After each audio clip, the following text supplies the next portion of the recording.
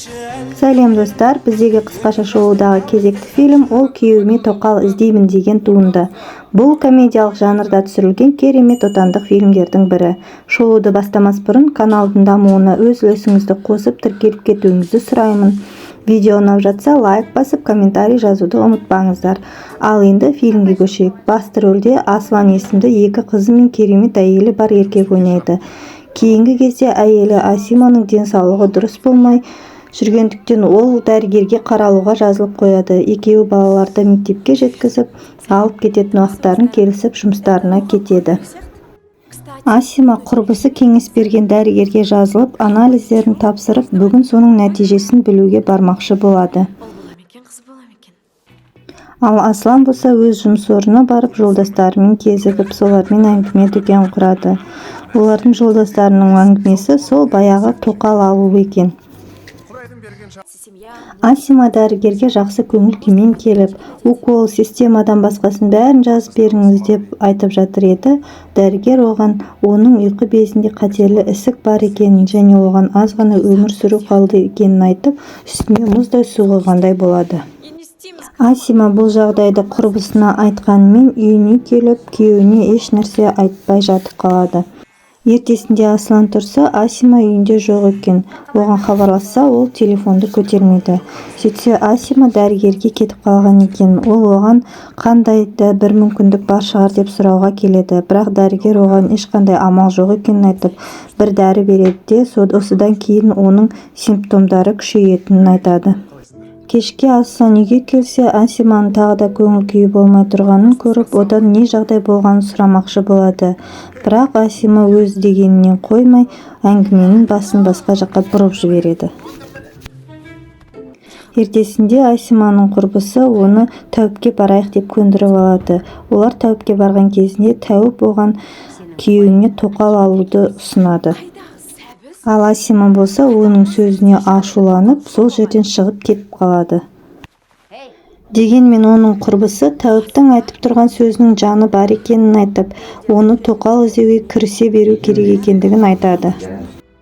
Құрбысының айтқан сөзі Асиманың есінен кетпей, кейін балаларды өз бөлмелеріне жіберіп, ақырындап Асланмен тоқал жайлы әңгіме қозғай бастайды.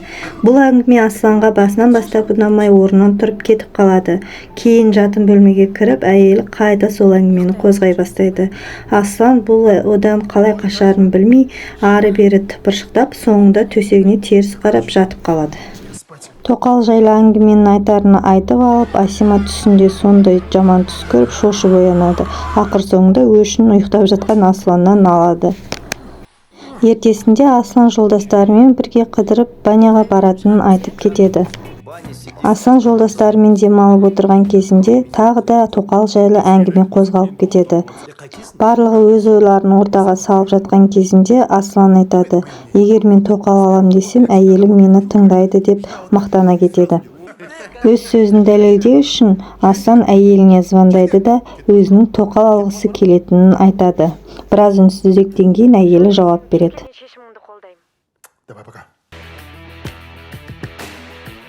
Үйіне қайтып келген кезінде Асима оған тоқал алу үшін өзінің шарттарын қоя бастайды. Сонда Асланның есі шығып, бұл жай ғана достарының алдында мақтаныш болатын деп ескертеді. Аслан не үшін тоқал алу керектігін сұраған кезінде Асима оған енді бала таба алмайтынын, ол жоқ екенін айтып ақталады. Ертесінде Асима құрбысына келіп тоқал іздеп жүргенін айтады. Құрбысы оған қуана келісіп көмектесемін деп дереу әлеуметтік желіге тоқал іздейтінін жариялап жібереді. Бұл жаңалық дерінде бүкіл әлемге тарап кетеді. Асланның әкесінің алдында және жолдастарының, қызметтестерінің алдында беделі бір шама өсіп, барлығы оған сыйластықпен қарап кетеді. Оның жолдастары да тоқал іздеуге көмектеспек болып, оған бір КамАЗ қызды әкеп ұсынады. Сонда Аслан жай ғана КамАЗдың есігін жауып, бұндай қыздар керек емес екендігін айтады. Асиманың құрбысы құрған кастингке көп қыздар жиналып келеді. Асима түк түсінбей жан-жағына қарап отырғанда құрбысы айтады: мен сенің күйеуіңді магнат деп таныстырғам деп. Ал Асима болса бұған қарсы екенін айтып, өзінің наразылығын көрсетеді. Ол барлық шындықты жиналған қыздарға айта бастағанда қыздар біртіндеп кетіп қалады. Магнат емес екенін білгенде тіпті барлығы кетіп қалады. Соңында бір-ақ қыз қалады. Ол маған бәрібір дейді, себебі аяғы ауыр екен. Асима мен құрбысы оған қарап тұрып сау бол дейді.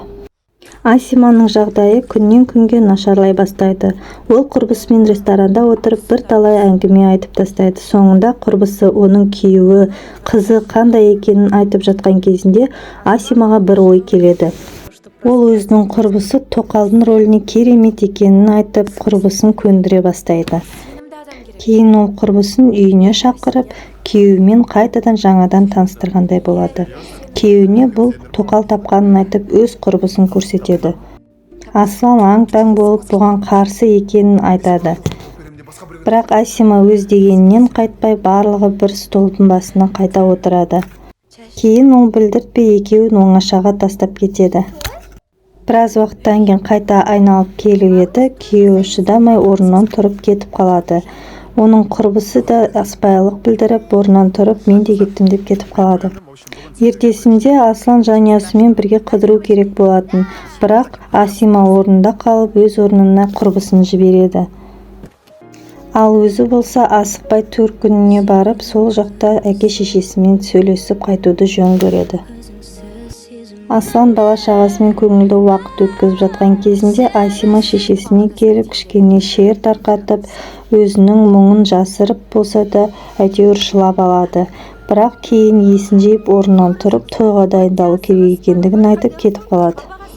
Шешесі аң-таң болып, қандай той екенін сұрап арт жағында қалып қояды. Той басталып қызыған кезі еді.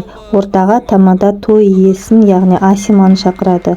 Асима енді тоз сөйлей бастағанда оған қайта-қайта SMS-тер келеді. Сөйтсе оған жазып отырған өзінің дәрігері екен. Ол өзінің өтірік айтқанын айтып, оның барлығы құрбысы ұйымдастырғанын жеткізеді. Асима бірден есін жиып, дереу құрбысына қарай атылады да оның шашын жұла бастайды. Кейін барлығы сол участковыйдың алдында отырады. Асима не үшін құрбысына бұлай жасағанын сұраған кезінде құрбысы оған сен Асланды баяғыда менен тартып алғансың деп жауап береді. Участковый Асима мен Асланды босата салады. Асима Асланнан кешірім сұрағанымен ол оны кешіре алмайтынын айтып кетіп қалады. Асима шешесіне барып жылап, ол оны ешқашан кешірмейтінін айтып жатқан кезінде жағдайы күрт нашарлап талып қалады. Асиманың шешесі Асланға хабарласып, оның емханаға түсіп қалғанын айтады. Ол дереу емханаға жетіп, Асиманың жағдайын көріп жылай бастайды. Асима есін жиғанда дәрігер келіп, оның екіқабат екенін, енді ұлды болатындығын жеткізеді.